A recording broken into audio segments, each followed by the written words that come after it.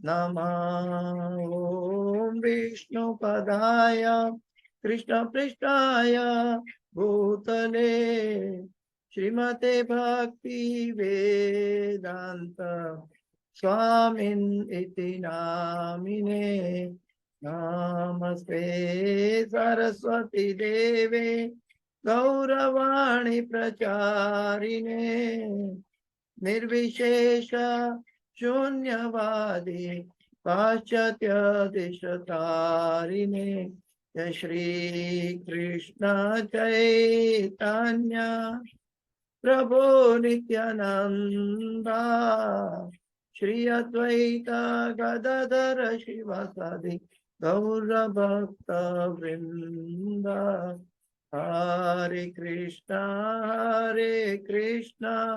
कृष्ण कृष्ण हरे हरे हरे राम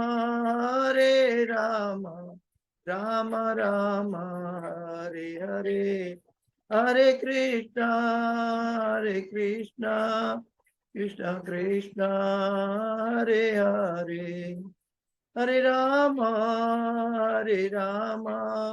राम राम हरे हरे हरे कृष्णा कृष्ण कृष्ण हरे हरे हरे राम राम राम हरे हरे गोविंद जय जय गोपाल जय जय राधा रमण हरि गोविंद जय जय हरे कृष्णा कृष्ण कृष्ण हरे हरे हरे राम राम राम हरे हरे हरि नाम संकीर्तन यज्ञ की जय समवेत भक्त वृंद की जय शिल प्रभुपाद की जय गुरुदेव महाराज की जय श्रीमद् भागवतम की जय।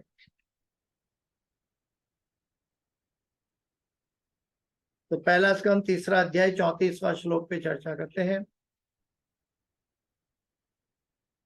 ओम नमो भगवते वासुदेवाय ओम नमो भगवते वासुदेवाय ओम नमो भगवते वासुदेवाय नारायणं नमस्कृत्यं नरं चैव नरोत्तमं देवीं सरस्वतीं व्यासं ततो जयं मुदीरयेत् नष्टप्रायेषु अभद्रेषु नित्यं भागवत सेवया भगवते उत्तम श्लोके भक्तिर्भवति नैष्ठिकी। हरे कृष्ण। पहला स्कंद तीसरा अध्याय 34वां श्लोक। यद्येषोपरता देवी माया वैशारदी मतिः संपन्न एवेति विदुः महिम्नि स्वे महीयते। ये यद्येषोपरता देवी माया वैशारदी मतिः संपन्न एवेति विदुः महिम्नि स्वे महीयते। यद्येषोपरता देवी माया वैशारदी मतिः संपन्न एवेति विदुः महिम्नि स्वे महीयते। अनुवाद और तात्पर्य में चले जाते हैं सीधा। अनुवाद और तात्पर्य में इसी भक्ति वेदांत स्वामी शिल प्रभुपाद महाराज की जय। यदि माया का शमन हो जाता है और यदि भगवत कृपा से जीव ज्ञान से संपन्न हो जाता है तो उसे तुरंत आत्म साक्षात्कार का प्रकाश प्राप्त होता है और वह अपनी महिमा में प्रतिष्ठित महिमा मंडित हो जाता है। मैं फिर से अनुवाद पढ़ता हूं। यदि माया का शमन हो जाता है और यदि भगवत कृपा से जीव ज्ञान से संपन्न हो जाता है तो उसे तुरंत आत्म साक्षात्कार का प्रकाश प्राप्त होता है और वह अपनी महिमा में प्रतिष्ठित यानी महिमा मंडित हो जाता है। तो भगवान की तीन माया के बारे में ये श्लोक है। भगवान की बहिरंगी माया, बहिरंगी शक्ति, अंतरंगी शक्ति और तटस्थ शक्ति। तटस्थ शक्ति जीव है, हम सब जीव है, तटस्थ शक्ति है। और बहिरंगा शक्ति जो भगवान की है वो दुर्गा माता है। दुर्गा माता, हम उसको दुर्गा माता से जानते हैं। और अंतरंगा शक्ति जो भगवान की है वो भगवान की आह्लादिनी शक्ति श्रीमती राधा रानी है। तो अंतरंगा शक्ति, बहिरंगा शक्ति, जो दुर्गा माता है वो भी राधा रानी का ही एक्सपांशन है भौतिक जगत में। और तटस्थ शक्ति जीव शक्ति है, भगवान के अंश सभी जीव तत्व है। तो ये तीन के बीच में आज के श्लोक के बारे में बता रहे हैं। यदि माया का शमन हो जाता है, दुर्गा, हम जब भौतिक जगत में रहते हैं, भगवान के अलावा, भगवान को छोड़कर आनंद लेना चाहते हैं, तो उसको माया कहा जाता है। પછી अपनी स्वाभाविक परिस्थिति अगर व्यक्ति की है और उसकी आवश्यकताओं भी अगर वो भगवान को भूल के लेता है, उसके लिए कर्म करता है या उसका भोग करता है, तो ये सब माया का ही अलग अलग स्वरूप है, बहिरंगी माया का, जो कर्म बंधन उत्पन्न करती है। और यदि भगवत कृपा से, सबसे बड़ी बात है भगवत कृपा। सांख्य फिलोसॉफी में भगवत कृपा बात नहीं लिया है बीच में, वहां जीव की परिस्थिति की बात हुई है। लेकिन भगवत कृपा इससे बढ़कर, सांख्य शास्त्र से भी बढ़कर ये भगवत कृपा है। बिना भगवत कृपा हम कुछ नहीं कर सकते। इवन आत्मा भी भगवत कृपा के बिना कुछ नहीं कर सकता, क्योंकि गीता में भगवान कहते हैं उपद्रष्टा अनुमंता च, मैं सभी जीवों का साक्षी हूं और अनुमति देने वाला। तो जीव को अनुमति देने का है, कोई भी कार्य, कोई भी सोच, कोई भी इच्छा पूरी करना, ये सब अनुमति देने की जो परमिशन है वो परमात्मा भगवान देते हैं। तो भगवान की कृपा के बिना एक पत्ता भी नहीं हिलता पेड़ का। ये बहुत बॉटम लाइन है, ये एक एग्जिग्रेटेड सेंटेंस नहीं है, जो कि भौतिक जगत में माया वशीभूत लोग अपनी त्रिगुणमयी माया के वशीभूत होकर अपनी बुद्धि से सोचते हैं कि ये सब कहने सुनने की बात है, लेकिन वास्तव में ये सही नहीं है। मैं, ये पत्ता हवा से भगवान की इच्छा से हिलता है, तो इसके ऊपर कई लोग ऐसे कहने वाला कि ये भगवान की इच्छा से नहीं हो रहा है, ये हवा चलती है इसीलिए हो रहा है, प्रकृति के द्वारा हो रहा है। सांख्य फिलोसफी प्रकृति से आगे नहीं बढ़ गई है, लेकिन प्रकृति से ऊपर भगवान है। गीता में भगवान कहते हैं मय्याध्यक्षेन प्रकृति सूयते सचराचरम हेतुना ने तो कौन्तेय जगत विपरिवर्तते। भगवान कहते हैं ये प्रकृति की, मेरी अध्यक्षता में प्रकृति काम कर रही है, भगवान के ऑर्डर से प्रकृति काम कर रही है। तो जो दुर्गा माता है वो उनके स्वामी जो है भगवान, उनकी आज्ञा का पालन करते हैं दुर्गा माता। मय्याध्यक्षेन प्रकृति। यदि भगवत कृपा से जीव ज्ञान से संपन्न हो जाता है, यहाँ कौन सा ज्ञान की बात कर रहे हैं? जो शास्त्रार्थ ज्ञान की बात यहाँ नहीं हो रही है। शास्त्रार्थ ज्ञान से भी परे जो भगवान के बारे में जो ज्ञान है, जो भगवान बताते हैं, जो भगवान का संदेश है, वो असली ज्ञान है। भौतिक जगत का एकेडमिक नॉलेज से हम पंडित बन जाए, शास्त्रों का अध्ययन करके संस्कृत के नॉलेज के पंडित हो जाए और शास्त्रों बाय हार्ट कर ले, तो ये ज्ञान नहीं है, ये एक भौतिक जगत की उपाधि है। लेकिन भक्ति वहां नहीं है। भक्ति कहाँ है? सर्व उपाधि, सर्वोपाधि विनिर्मुक्तम, कोई भी उपाधि नहीं चाहिए बीच। तो तत्परत्वेन निर्मलम, उसके बाद निर्मल होना है, हमें कोई भी उपाधि नहीं चाहिए। तो ये उपाधि की बात जो है, ये भौतिक जगत में हम कुछ भी शारीरिक मन से, शारीरिक बुद्धि से, या तो अपने शरीर से, हमारा सूक्ष्म शरीर मन बुद्धि अहंकार से करते हैं, तो ये एक अलग अवस्था है। लेकिन इसके परे भगवान की कृपा होती है, इसके परे भगवान के बारे में ज्ञान होता है।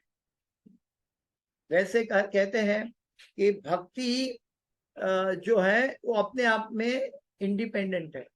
भक्ति को ज्ञान की जरूरत नहीं है, भक्ति को कर्म की जरूरत नहीं है।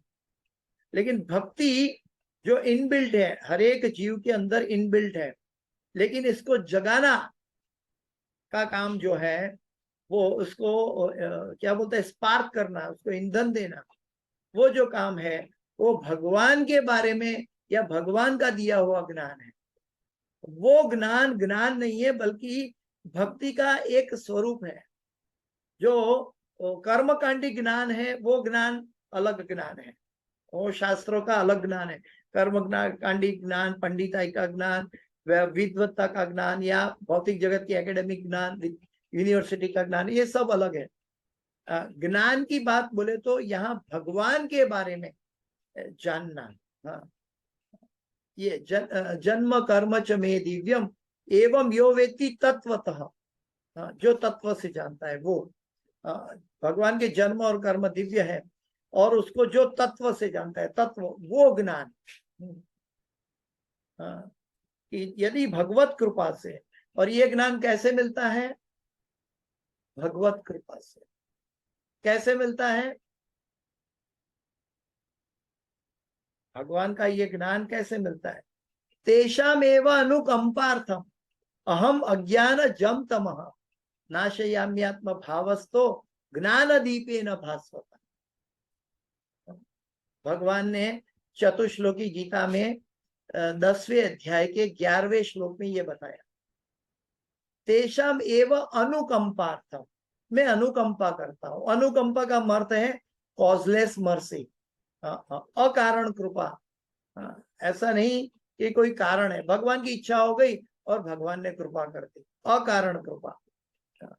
तेषाम एव अनुकंपार्थम अहम अज्ञान जम तमः, मैं उनके हृदय का अज्ञानता अंधकार दूर करता हूं। भगवान कहते हैं नाशे अहम अज्ञान जम तमः नाशयाम्यात्म भावस्तो ज्ञान दीपे न भास्वता, और मैं उनके हृदय में ऐसा ज्ञान देता हूं जिसके पास से चलकर वो मेरे पास आता है। ये चतुश्लोकी गीता के ये श्लोक से पहले भगवान कहते हैं तेषाम सतत युक्तानाम भजताम प्रीति पूर्वकम ददामी बुद्धि योगम तम ये नमाम उपयांति। तेषाम सतत युक्तानाम, जो भगवान से सतत युक्त रहता है वो, तेषाम सतत युक्तानाम भजताम प्रीति पूर्वकम। हम साधना भक्ति करते हैं, गुरु के आदेश का पालन करते हैं, भक्तों या गुरु या सीनियर डिवोटी जो कहते हैं वो करते हैं। कई अच्छे मूड में नहीं करते, कैसे भी करना है इसलिए करते हैं, या चैंटिंग करना है इसलिए करते हैं, वो नहीं। यहाँ पे कहते हैं भजताम प्रीति पूर्वक, भगवान से प्रेम करते हुए। जो ऐसा भगवान को भजता है उसके हृदय में भगवान कहते हैं कि मैं अनुकंपा करता हूं, और वो अनुकंपा से उसको ज्ञान देता हूं। कौन सा ज्ञान? भगवान के पास पहुंचने का। भगवान के पास पहुंचने का ज्ञान भगवान देते हैं, और वो ज्ञान से हमें भौतिक माया से छूटकर हम भगवान की अंतरंगा शक्ति के निगरानी में आ जाते हैं। भौतिक माया से छूटकर भगवान की अंतरंगा माया में प्रवेश करते हैं। यानी कि वही माया वही है, उसके दो स्वरूप है, और वो माया के अंतरंगा स्वरूप में हम चले जाते हैं। इसलिए भगवान कहते हैं गीता के अंदर, महात्मा नस्तु माम पार्थ दैवीं प्रकृति आश्रित।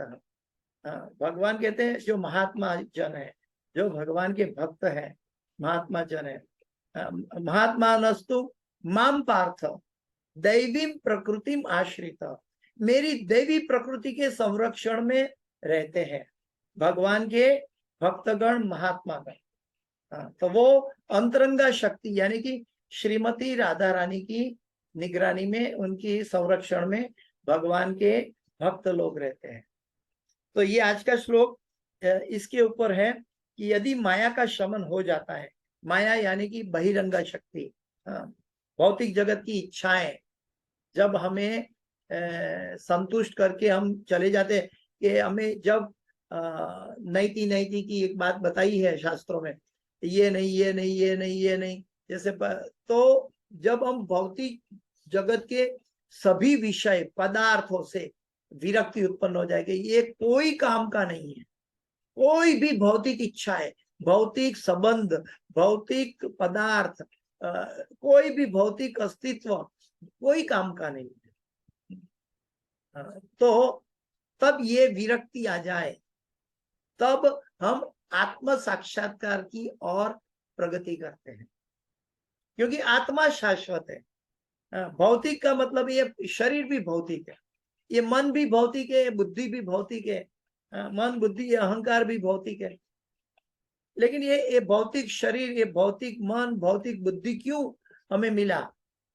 क्योंकि हमने भगवान को भूला था, भगवान को छोड़कर आनंद करने की चेष्टा की, तभी हमें भौतिक चीजें प्राप्त हुई। तो जब भगवान का भक्त को पता चलता है कि ये सभी भौतिक पदार्थ नाशवंत है, और जो नाशवंत है वो दुख देता है। समझो हमारे जेब में कैसे भी आज कहीं से भी इंक्रीमेंट मिला, ऑफिस से कोई इंक्रीमेंट मिला, 1 लाख रुपए का चेक तुम्हें इंक्रीमेंट में दिया जाता है, हम बहुत हर्षित हो जाते हैं, आनंदित हो जाते हैं। और संजोगोवशात अगर भगवान की इच्छा ऐसी हुई और वो 1 लाख का चेक हम गलती से कहीं खो देते हैं, तो हमें दुख होता है। तो जब हर्षित भी हो गया और फिर दुख भी हो गया तो नहीं चलेगा, ये भौतिक चीज है। कोई भी भौतिक चीजों प्राप्त होने से हमें हर्षित नहीं होता है, और जो उसका त्याग करने से, विरक्ति होने से हमें दुख नहीं होता है। वो व्यक्ति, वो आत्म साक्षात्कार की ओर प्रगति करता है, वो शाश्वत चीजों को, असली माल को पकड़ता है। जैसे कई बार संसार में लोग कहते हैं कि हम तो बाजार का नहीं खाते, हम तो असली माल खाते हैं, असली घी का खाना खाते हैं। वैसे अगर व्यक्ति को मनुष्य जीवन का असली धन, असली माल पकड़ना है, तो उनको क्या करना चाहिए? भगवान की शरण ग्रहण करना चाहिए। जब भगवान की शरण ग्रहण करेगा तो भौतिक माया तुरंत हमसे अदृश्य हो जाए, हम भौतिक माया से ऊपर चले जाए। तो इसके लिए ये, जब तक हम प्रकृति के 3 गुणों में है, सत्वगुण, रजोगुण, तमोगुण, ये सभी भौतिक प्रकृति का प्रभाव है। हमें इससे ऊपर उठना है। और क्या, इससे ऊपर कैसे उठ सकते हैं? समुद्र से कोई बाहर कैसे निकल सकता है? तो कोई हेलीकॉप्टर आके ऊपर से रस्सी डालेगा तो निकल सकता है, नहीं तो कौन निकालेगा समुद्र के बीच में से? तो वैसे गुरुजन है जो हमें भगवान के द्वारा भेजे गए हैं, वो हमें भव सागर से बाहर निकालते हैं। तो ये चीज बहुत जरूरी है कि हमें प्रकृति के 3 गुणों से ऊपर उठना है। माम च अव्यभिचारेण भक्ति योगेन सेवते सगुणान समति तैत्यान ब्रह्म भूयाय कल्पते। 3 गुणों से ऊपर उठने के बाद हम भगवान की भक्ति में स्थित हो सकते हैं। यदि माया का शमन हो जाता है और यदि भगवत कृपा से जीव ज्ञान से संपन्न हो जाता है, भगवत कृपा से, तेषाम एव अनुकंपार्थम, भगवत कृपा, तो उसे तुरंत आत्म साक्षात्कार का प्रकाश प्राप्त होता है। आत्म साक्षात्कार का प्रकाश का मतलब है वो भौतिक चीजों से के प्रति अनासक्त हो जाता है, आसक्त नहीं, अनासक्त हो जाता है। उसको कोई भी भौतिक संपत्ति में, भौतिक ऐश्वर्य में, भौतिक उपाधियों में, भौतिक धन में, भौतिक संपत्ति में उनको कोई भी फर्क नहीं पड़ता।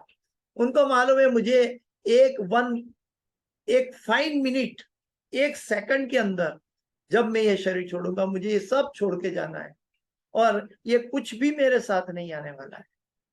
इसलिए वो पहले से ये प्रैक्टिस करता है।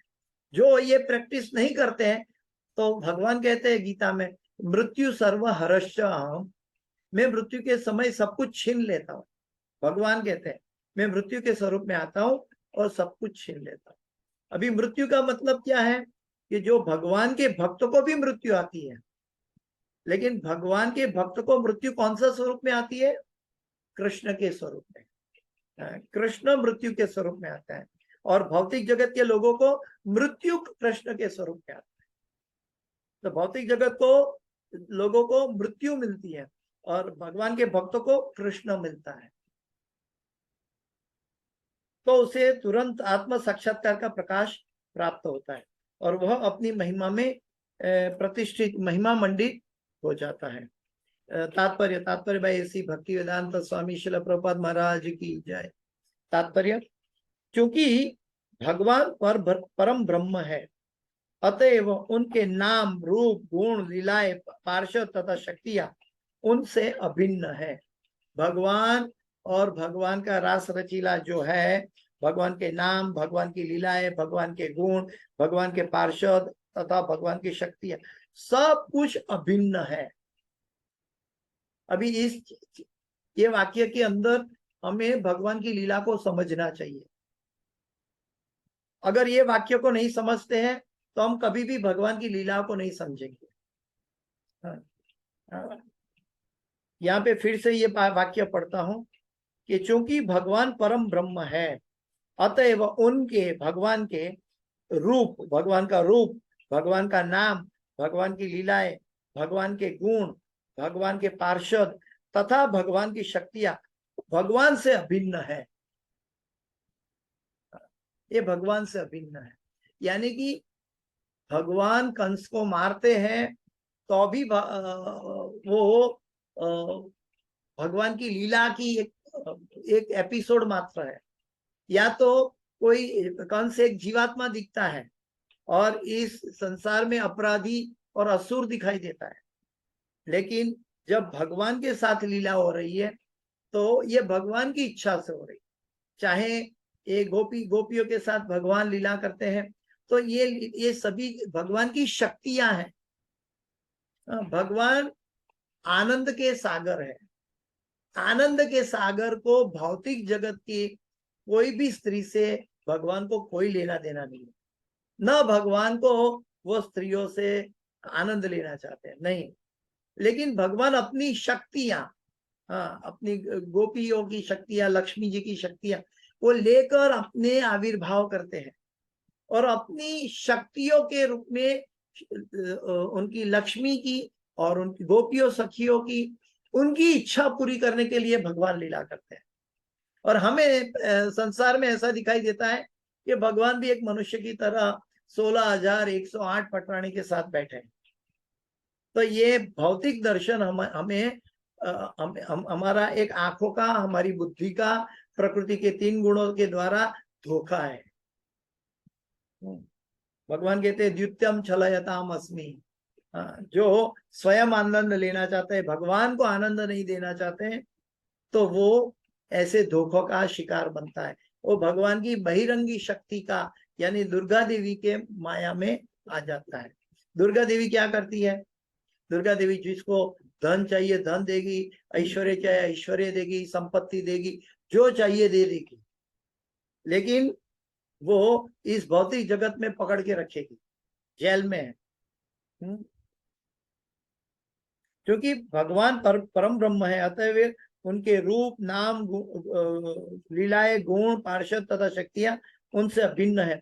उनकी दिव्य शक्ति, अभी ये सभी, चाहे कंस हो चाहे गोपी जन हो, सभी जीवात्माएं हैं और सभी जीवात्मा के साथ परमात्मा के रूप में भगवान बैठे हैं। चाहे वो कंस का शरीर हो, चाहे गोपियों का शरीर हो, चाहे कोई असुर का शरीर हो, चाहे कोई भक्त का शरीर हो। नरसिंह मेहता का एक भजन है, अखिल ब्रह्मांड मां एक तू श्री हरि, जुझवे रूपे अनंत भासे, देह मां देह तू, सृष्टि मां बीज तू, जोगी जोगेश्वरा कोई क जाने, घाट घड़िया पछी नाम रूप जुजवा, अंते तो हेमनु हेम होए, अखिल ब्रह्मांड मां एक तू श्री हरि, जुझवे रूपे अनंत भासे। नरसिंह मेहता का ये भजन है, ये पूरा शास्त्रों का निचोड़ है इसके अंदर। इसका मतलब ये नहीं कि सभी जीव भगवान है। देहमा देह तू, हमारे देह में, यानी कि हमारा सूक्ष्म शरीर में वो देह भगवान परमात्मा के रूप में साथ में बैठे हैं। गीता में भी भगवान कहते हैं कि मैं सर्वस्य चाहम हृदि सन्निविष्टो मत्त स्मृति ज्ञान अपोहनम च। तो भगवान कहते हैं कि सर्वस्य चाहम हृदि सन्निविष्टो, मैं सबके हृदय में परमात्मा के रूप में भी बैठा हूं और आत्मा के अनुमति के देने के लिए रूप में भी बैठा हूं। तो भगवान हमारे अंदर है, लेकिन वो भगवान को भूलकर जब जीव भगवान की अनुमति के अनुसार काम करता है, तो जब जीव भौतिक प्रकृति पर आकर्षित प्रभुत्व जमाने की कोशिश करता है, तो वो बद्ध जीव कहलाता है, वो जेल में डाल दिया जाता है और उसको सजा भोगनी पड़ती है, कर्म बंधन की, जन्म मृत्यु जरा व्याधि की। उनकी दिव्य शक्ति उनकी सर्वशक्तिमत्ता के अनुसार कार्य करती है। भगवान की दिव्य शक्ति, अंतरंगा शक्ति भगवान की सर्वशक्तिमत्ता के अनुसार कार्य करती है।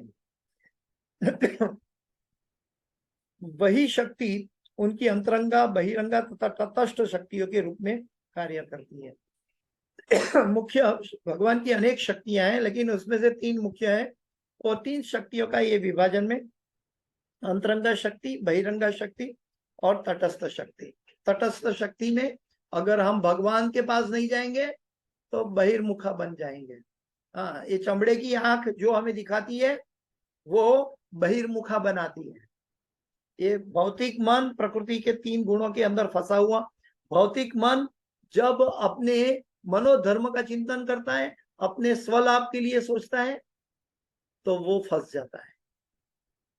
लेकिन वही मन जब वो भगवान से जोड़ते हैं, मच्चिता मद्गत प्राण बोधयंत परस्परम कथयंतश्च माम नित्यम तुष्यंती च रमंती च। भगवान ने चतुश्लोकी गीता में कहा कि जो मेरा भक्त है वो मेरी कथा करता है, मेरी हरि चर्चा करता है, तो उससे क्या होता है कि उसको तुष्यंती च रमंती च, वो तुष्टि हो जाती है और आनंद में रहता है। और ऐसे भक्त के हृदय में भगवान ज्ञान देते हैं, जो ज्ञान से चलकर वो जीव भगवान तक पहुंच जाते हैं। लेकिन ये भगवान की अनुकंपा है।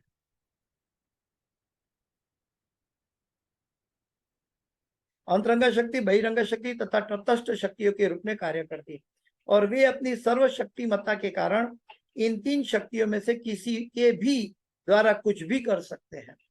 किसी के भी द्वारा कुछ भी कर सकते हैं। अंतरंगा शक्ति के द्वारा भी कर सकते हैं और बहिरंगा शक्ति के द्वारा भी कर सकते हैं। अंतरंगा वो कोई भी शक्ति का कार्य कोई भी शक्ति से कर सकते हैं। भगवान का भगवान वो जो ब्रह्म संहिता में एक श्लोक है कि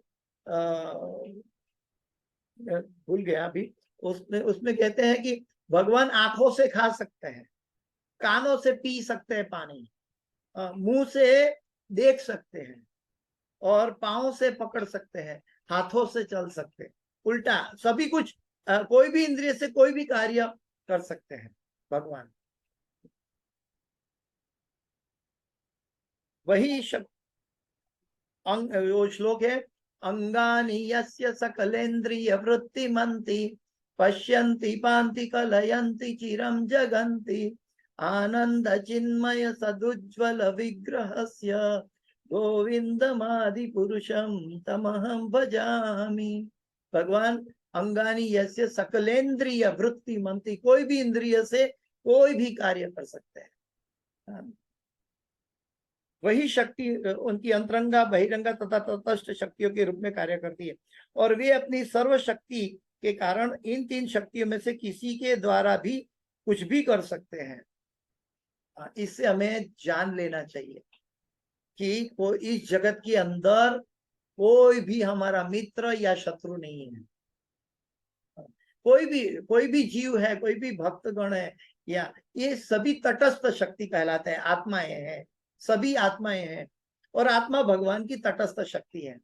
अभी वो हमारा अपमान करे या हमें हार पहनाए, ये दोनों भगवान की इच्छा से वो कार्य कर रहा है, और हम उससे अपनी बहिरंगा चमड़े की आंखों से और चमड़े की बुद्धि से सोचकर हम कहते हैं कि ये मेरा भक्त मित्र है और ये मेरा दुश्मन है। हम इसको बहिरंगा आंखों का धोखा कर बैठते हैं। लेकिन ये भगवान के द्वारा, अलग अलग शक्ति के द्वारा हमारा अलग अलग तरह से हमारी एग्जाम चल रही है। हमारी मन की विचार सरणी कैसी है, कोई कुछ भी कहे, हमको किसी के प्रति द्वेष नहीं होना चाहिए। वहां तक कि हमारा दुश्मन हमें दिखाई देता हो, उसका भी हमें कल्याण करना है, उसके साथ भी मित्रता करनी है, वो चाहे वो कुछ भी करे, क्योंकि वो भगवान की शक्ति के द्वारा संचालित है और हम भी भगवान की शक्ति के द्वारा विद्यार्थी है कि हमारी परीक्षा अलग अलग तत्वों से हो रही है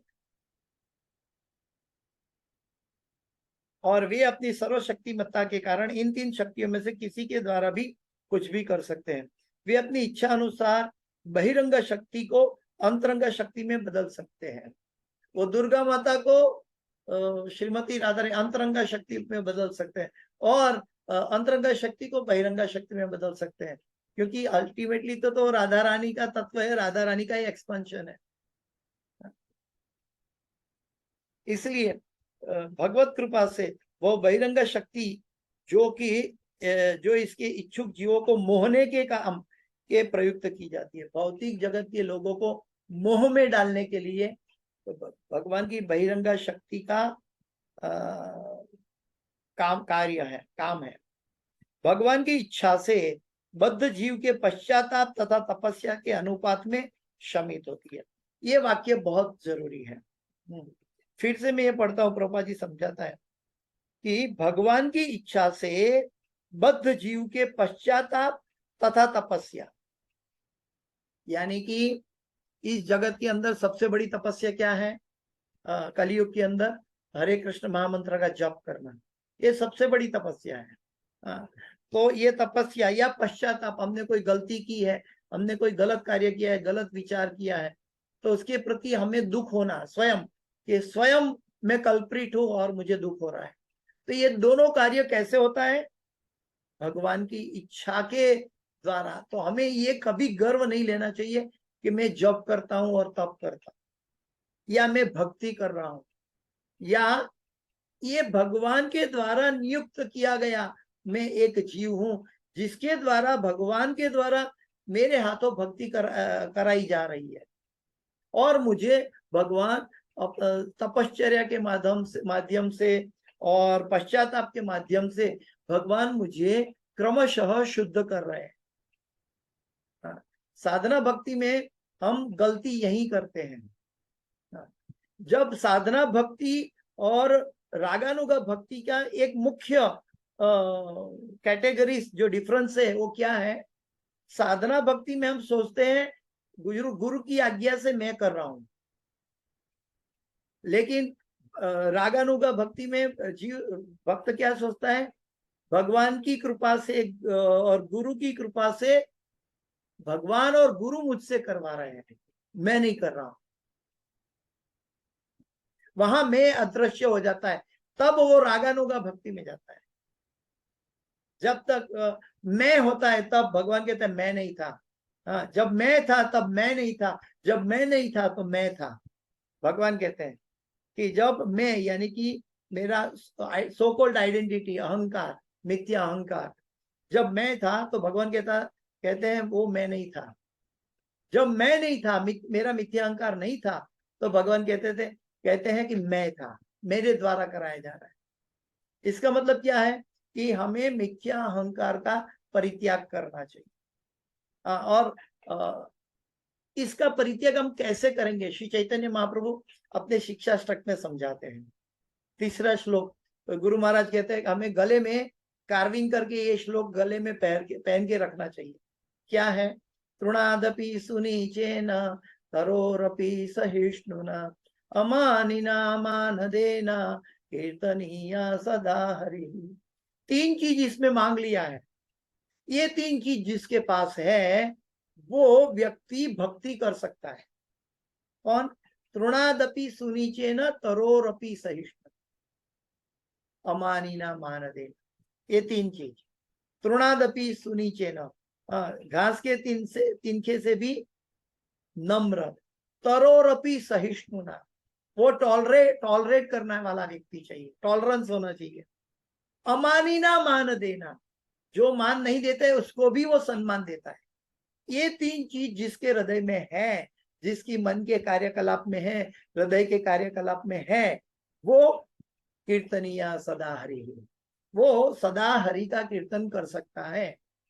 हम सब तरंग रंगिनी भक्ति करते हैं, कभी भगवान की भक्ति में आंसू भी आ जाता है, बहुत आनंद भी आ जाता है, भगवान की भक्ति करने की तीव्रता भी आ जाती है, और कभी सुखापन भी आ जाता है। जब सुखापन आ जाता है, समझो कि हम कहीं न कहीं वैष्णव अपराध या अहम ममेति मिथ्या अहंकार में लिप्त है।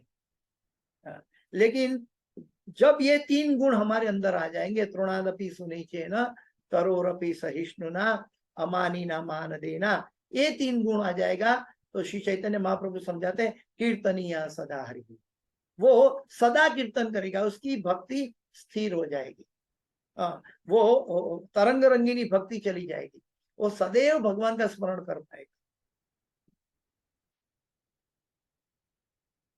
तो भगवान की इच्छा से बद्ध जीव के पश्चाताप तथा तपस्या के अनुपात में शमित होती है। फिर यही शक्ति शुद्ध हुए जीव को आत्म साक्षात्कार के पथ पर अग्रसर होने में सहायक बनती है। आत्म साक्षात्कार के पद पर कैसे होना है कि प्रकृति के तीन गुणों को लांग कर, मय्याध्यक्षेण प्रकृति सूयते सचराचरम् हेतु नाने तो कौनते हैं जगत भी परिवर्तते। तो भगवान की मामेव ये प्रपद्यन्ते माया में ताम तरन्ते देवी एषा गुणमयी मम माया दुरत्यया माम एव, ओनली मी, एव मीन्स ओनली, माम એટલે कृष्ण कह रहे हैं, भगवान कृष्ण, माम एव ये प्रपद्यन्ते माया में ताम तरन्ते थे। जब हमारी भक्ति में सुखापन आ जाता है, तुरंत कृष्ण को याद करना है, मिथ्या अहंकार को भगाना है, अज्ञानता को भगाना है, तुरंत कृष्ण को याद करना है। और कृष्ण याद नहीं रहते तो आंसू बहाना है कृष्ण के लिए।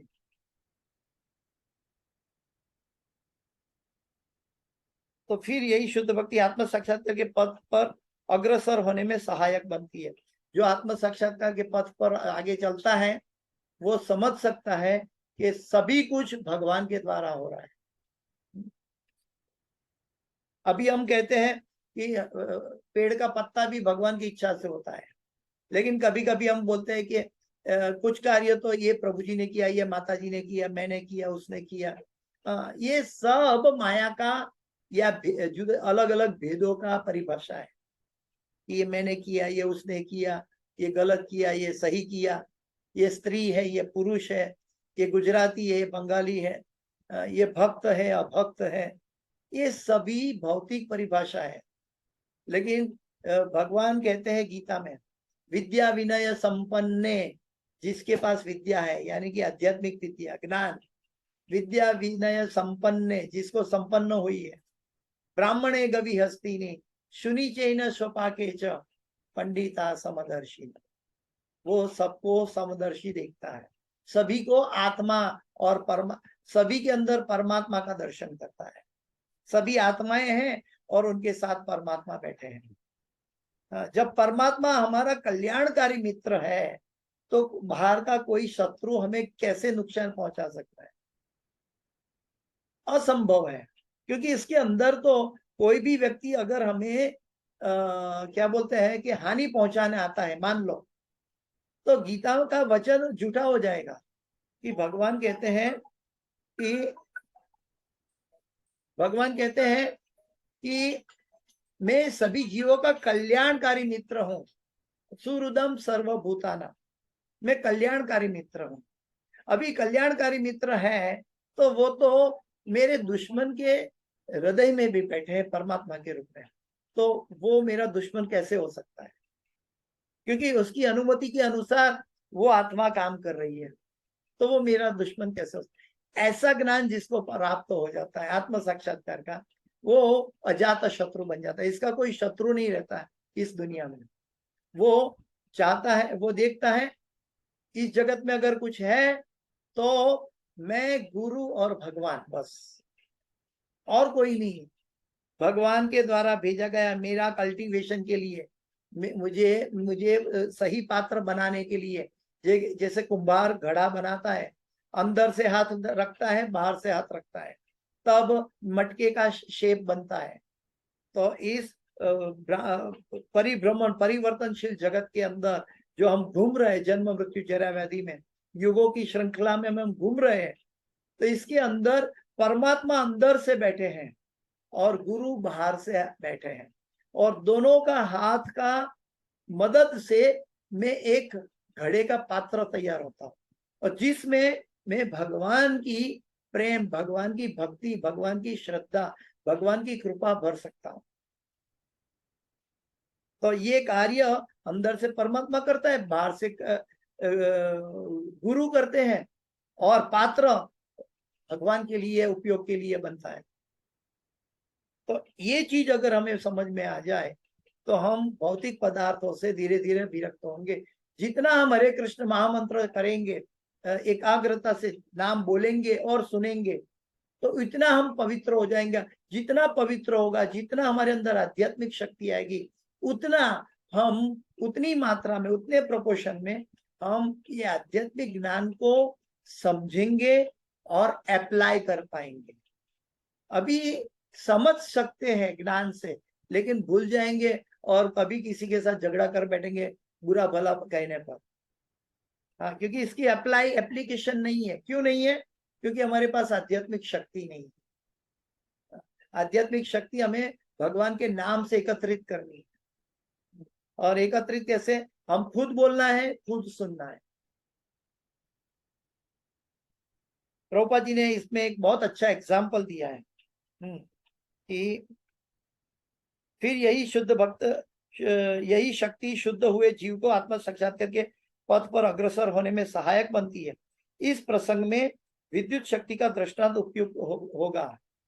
निपुण विद्युत कर्मी यानी कि इलेक्ट्रिकल इंजीनियर, निपुण विद्युत कर्मी एक ही विद्युत शक्ति को केवल समंजन के द्वारा गर्म करने तथा ठंडा करने में लिए काम में ला सकता है। जैसे बिजली से हीटर भी चला सकते हैं और बिजली से एयर कंडीशन भी चला सकते हैं।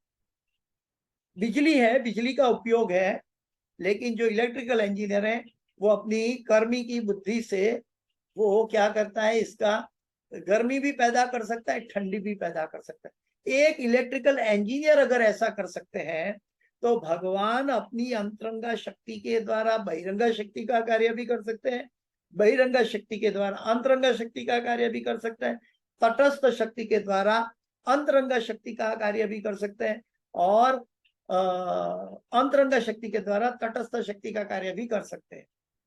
भगवान कोई भी शक्ति का इस्तेमाल किसी भी समय किसी भी तरह कर सकते हैं। जैसे एक बहुत धनवान व्यक्ति है, अपना पैसे का उपयोग कहीं भी कर सकता है, वो दान धर्म में भी कर सकता है, भगवान के लिए भी उपयोग कर सकता है, और पाप कर्म करने के लिए भी उपयोग कर सकता है। जो बहिरंगा शक्ति पाप कर्म करने से भी उपयोग कर सकता है। तो पैसा वो व्यक्ति के पास है, वो भगवान की शक्ति है। एग्जाम्पल के जरिए मैं कह रहा हूं कि अगर एक मनुष्य ये कार्य कर सकता है, एक इलेक्ट्रिकल इंजीनियर ये कार्य कर सकता है, तो भगवान क्या ये कार्य नहीं कर सकते? और जब भगवान ये कार्य करते हैं तो हमें किसी के प्रति गुस्सा क्यों आता है? क्योंकि हम वर्टिकली प्रकृति के 3 गुणों के द्वारा या तो भगवान की अंतरंगा शक्ति के द्वारा चलाए जा रहे हैं, लेकिन हमारी बहिरंगा चमड़े की आंख देख रही है ये मेरा मित्र है, ये मेरा दुश्मन। ये हमारा धोखा है आंखों का, बहिरंगा शक्ति का है। ये हमारे ऊपर दाव पेच है। क्यों है? क्योंकि मैंने अहम ममेदी पकड़ के रखा है। ये मेरा अपमान किया, ये मुझे गाली दिया, ये मुझसे ऐसा अन्याय कर रहा है। सभी जगह में मुझसे मुझसे मुझसे, मेरा मेरा मेरा। लेकिन जब हम भूल जाते हैं कि ये भगवान की इच्छा से हुआ है, तो भगवान कोई भी जीव को कोई भी परीक्षा ले सकता है, कोई भी जीव को कोई भी कार्य में लगा सकता है। किसी को इम्तिहान के लिए परीक्षक के रूप में भेज सकता है, किसी को विद्यार्थी के रूप में भेज सकते हैं इम्तिहान देने के लिए। तो हमें इस जगत के अंदर जैसे ये चीज समझना है कि इस जगत के नियंता भगवान है और भगवान की इच्छा से, भगवान की कृपा से सब कार्य होता है। तो अभी प्रश्न ये उठता है कि तो कर्म बंधन कैसे होता है? कर्म बंधन इसीलिए होता है जब अहम ममेति आता है। बहिरंगा शक्ति के आविर्भाव में हम अहम ममेति करते हैं, ये मैं कर रहा हूं, ये भगवान प्रकृति के द्वारा हो रहा है ऐसा मानते हैं, मैं करवा रहा हूं ऐसा मानते हैं, तब हम कर्म बंधन में आते हैं। यानी कि Lord it over on material nature. हम भौतिक प्रकृति पर प्रभुत्व जमाने की कोशिश करते हैं। हम कोई भी भक्त को ऊपर भी अपना प्रभुत्व जमाने की कोशिश करते हैं, तब हमें भक्त के साथ डिफरेंस ऑफ ओपिनियन आ जाता है, क्योंकि मैं श्रेष्ठ हूं। नहीं, ऐसा नहीं होना चाहिए। हमें प्रभुत्व किसी के ऊपर नहीं, भगवान के द्वारा। इवन आज पहली बार जो मंदिर में प्रवेश किया है, जो बिल्कुल अज्ञानी है, वो भी मेरा कल्याणकारी मित्र बन सकता है। ये भगवान ने कृपा करके मेरे समक्ष हाजिर किया है। दूसरे शब्दों में ऊर्ध्वमूलम अधः शाखा, जो भौतिक जगत में मेरा उपहास करते हैं, वो मेरा सच्चा मित्र है। और जो मेरा बढ़ावा करता है उससे मुझे दूर रहना है। लेकिन हम मायावश जो मेरा बढ़ावा करता है उसके साथ दोस्ती कर लेते हैं, और जो मेरा उपहास करते हैं उससे हम दूर रहते हैं। हम उल्टा काम करते हैं। ऊर्ध्वमूलम अधः शाखा अश्वत्थम राहुरव्ययम्।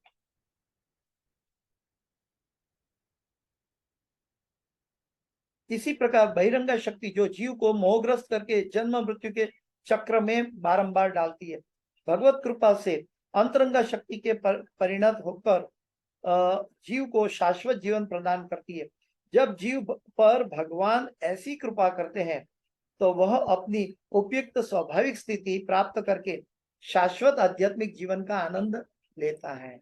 जब हम शाश्वत आध्यात्मिक आनंद के लिए प्रयुक्त हो जाते हैं, यानी कि भगवान की अंतरंगा शक्ति की मदद मिलती है, भगवान की इच्छा से होता है।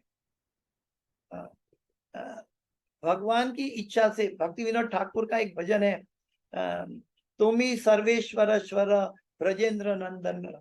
लास्ट टाइम भी मैंने शायद कहा था कि तुम्हारी इच्छा से करे ब्रह्मा सृजन, तुम्हारी इच्छा से विष्णु पालन करे, तुम्हारी इच्छा से शिव संहार करे, तुम्हारी इच्छा से जीव का जन्म मरण हो, तुम्हारी इच्छा से जीव बद्ध हो, तुम्हारी इच्छा से जीव प्रायश्चित करे, तुम्हारी इच्छा से जीव तुम्हारे पास आए सेवा में।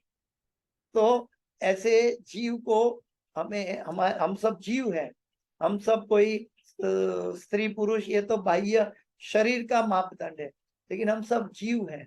और जीव का कार्य एक है, जीवेर स्वरूप है नित्यर कृष्ण दास। और दास शब्द तब आता है सेवा के साथ। और जब ये सेवा का भाव नहीं है, तब हमें जन्म मृत्यु जरा व्याधि में घूमना पड़ेगा। हम भगवान की सेवा नहीं करेंगे तो माया की सेवा करेंगे। सेवा तो करनी पड़ेगी। तो इसीलिए हमें जीव का ओरिजिनल स्वरूप में स्थित होना है तो हमें भगवान का नाम का जप एकाग्र चित्त से करना है। अगर एकाग्र चित्त नहीं है तो हम जोर से बोलकर करें और स्वयं बोलकर स्वयं सुने। जब कई भक्त हमने देखा है कि एक कान बंद करके जप करते हैं, बोलकर जप करते हैं, धीरे से बोलते हैं और बोल के जप करते हैं, एक कान बंद कर देते हैं। क्यों? क्योंकि वो खुद का बोला हुआ खुद सुन सकते हैं। आपने देखा होगा पुराने जमाने में कहीं कव्वाली गाने वाले लोग कव्वाली गाते थे तो एक कान बंद करके कव्वाली गाते थे। कान बंद करके क्यों कव्वाली गाते थे? क्योंकि वो कैसा गा रहे हैं उनको खुद समझ में आए। ठीक वैसे ही हम जब एक कान बंद करके जब करते हैं तो हम अपना जो बोला हुआ है स्वयं सुन पाएंगे। और जब स्वयं सुन पाएंगे तो मन भ्रमित नहीं होगा, मन विचलित नहीं होगा, मन भटकेगा नहीं। इसलिए प्रभुपाद जी कहते हैं कि हमें सुनकर चैंटिंग करना चाहिए और इससे हमें समाधि की श्रेष्ठता प्राप्त हो सकती है। और आध्यात्मिक शक्ति जब हमारे साथ इनफ मात्रा में जमा हो जाएगी, तब भौतिक प्रकृति पर हम ऑटोमेटिक विरक्ति आ जाएगी। भगवान का 6 ऐश्वर्य में एक ऐश्वर्य है विरक्ति, त्याग। विरक्ति भगवान का एक ऐश्वर्य है। वो विरक्ति हम भगवान से नजदीक जाएंगे तो हमारे में भी आएगी। हम भौतिक तत्वों से, भौतिक पदार्थों से, भौतिक इच्छाओं से, भौतिक शरीरों से विरक्ति आ जाएगी। भले हम शरीर में रहे, हम सुसाइड नहीं करना है इसका मतलब। हम भले शरीर में रहे, लेकिन हमें मालूम है कि ये एक दिन छोड़ना है। ये एक व्हीकल है और हमें ये व्हीकल का उपयोग भगवत धाम जाने के लिए करना है। हरे कृष्णा। मैं अपनी वाणी को यहाँ विराम देता हूँ। किसी का कोई प्रश्न है तो प्रश्न कर सकते हैं। इस क्लास की कोई भी सुकृति है, मेरे गुरु महाराज हिज होलीनेस जय पताका स्वामी आचार्य पाद गुरुदेव महाराज की है, और इस क्लास की कोई भी त्रुटि, गलती, क्षति है वो मेरी अपनी है। कृपया मुझे क्षमा करें। वांछा कल्पतरुभ्यश्च कृपा सिन्धुभ्येव च पतितानां पावनेभ्यो वैष्णवेभ्यो नमो नमः। गुरु गौरंगा की जय। जय श्रील प्रभुपाद।